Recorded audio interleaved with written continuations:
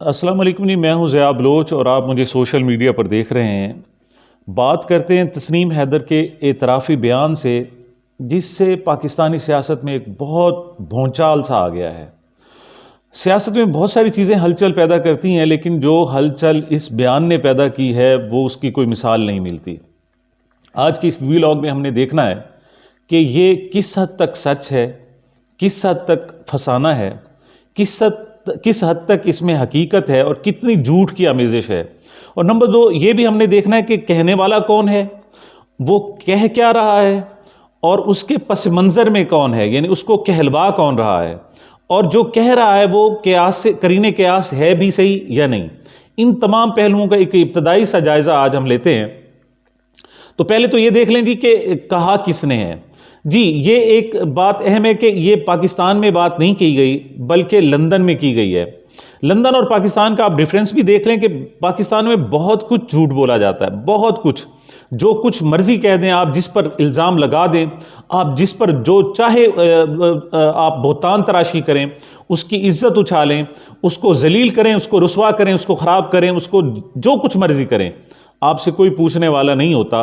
और अगर फ़र्ज़ करो केस चलते भी हैं तो वो साल साल चलते हैं, नस्लें ख़त्म हो जाती हैं, लेकिन केसों के फ़ैसले नहीं आते।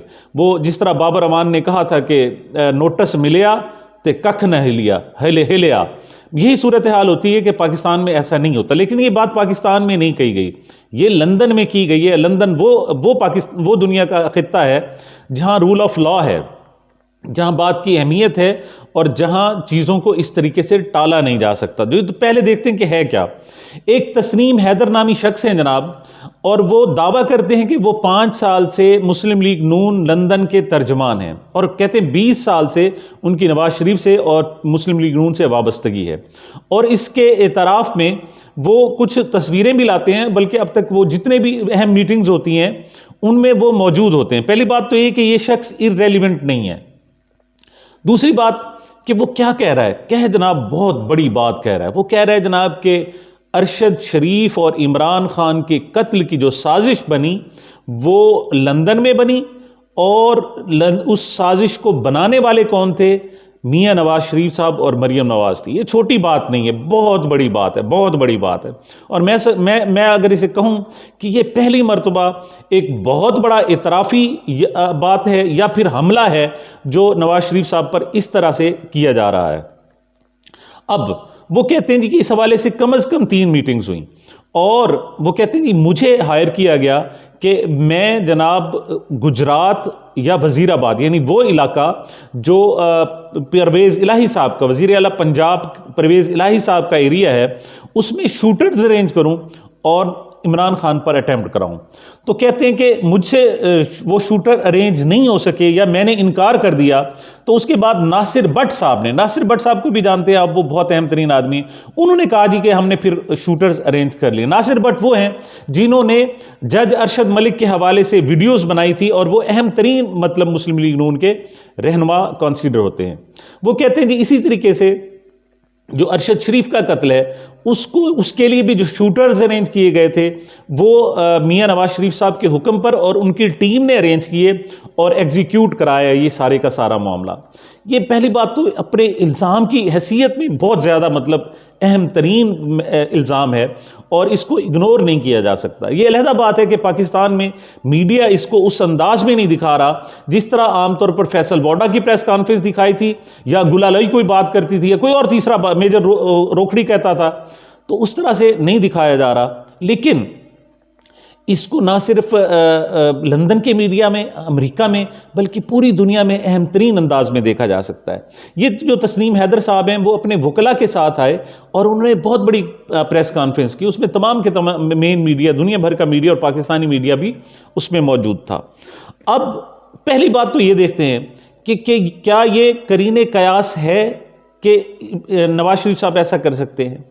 देखिए, नवाज शरीफ साहब की एक बहुत बड़ी हिस्ट्री है, मुस्लिम लीग नून की बहुत बड़ी एक पीछे माजी मौजूद है। वो आम तौर पर इस तरह का काम नहीं करते, वो चीज़ों को ख़रीदते हैं।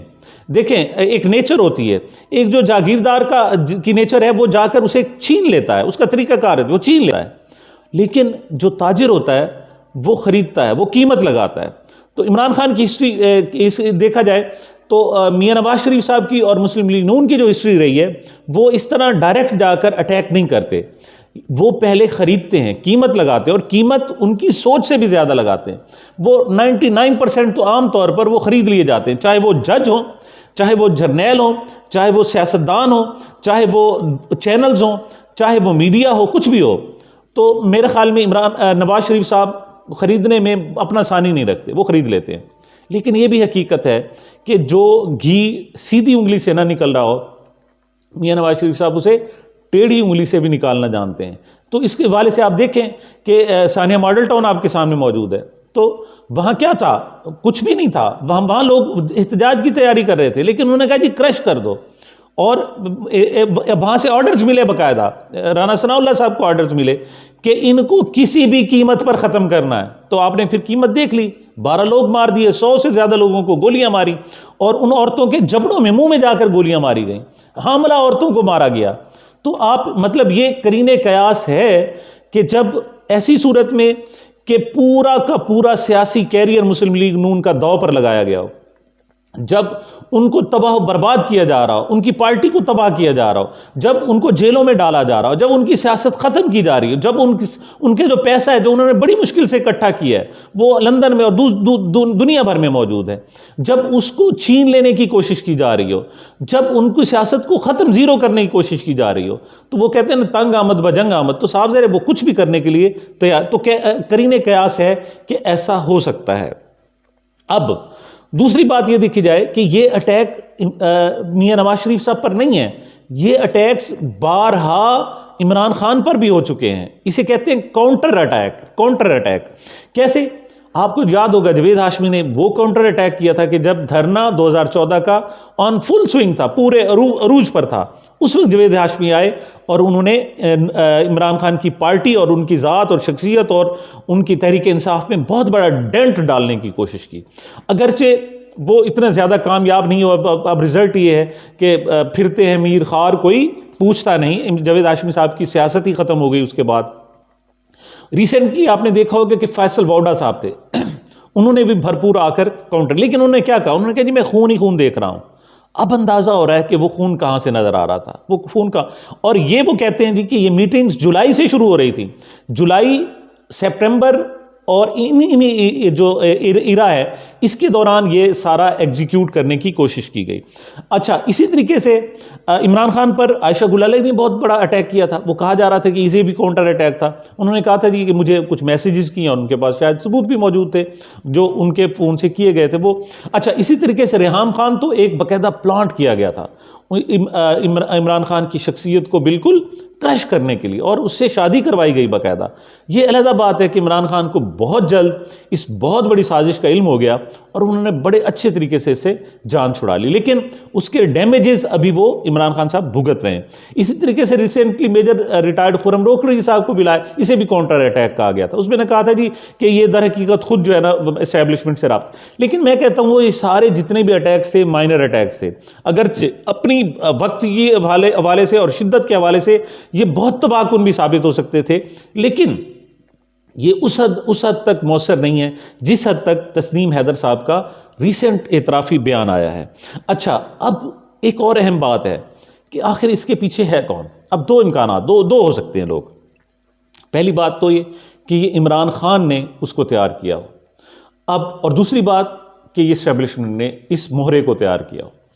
अब इमरान खान साहब की आप हिस्ट्री देख लें, वो शख्स मुखालफत करता है लेकिन इस हद तक कभी नहीं जाता। पीछे कोई हिस्ट्री नहीं है कि उसने जाकर इस तरीके से किसी पर अटैक करवाए हों।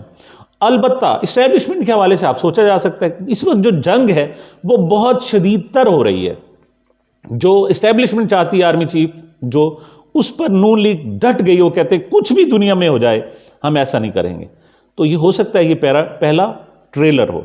दूसरी बात, मुस्लिम लीग नून ने इनकार किया। उसने कहा जी तस्नीम हैदर का उसकी कोई अहमियत नहीं है, मुस्लिम लीग नून का कारकुन नहीं, वहाँ का तर्जमान नहीं है। और लेकिन आप कैसे इनकार करेंगे कि जो भी अहम तरीन मीटिंग्स हो रही हैं उनमें तस्नीम हैदर साहब वहाँ बैठे हुए हैं। नंबर 2, और पाकिस्तान में नहीं कह रहे, वो सिर्फ कह ही नहीं रहे, उसने पहले जाकर लंदन पुलिस को बताया है, वहाँ पर केस दर्ज करवाया है, उनको सारी सूरत हाल बताई है।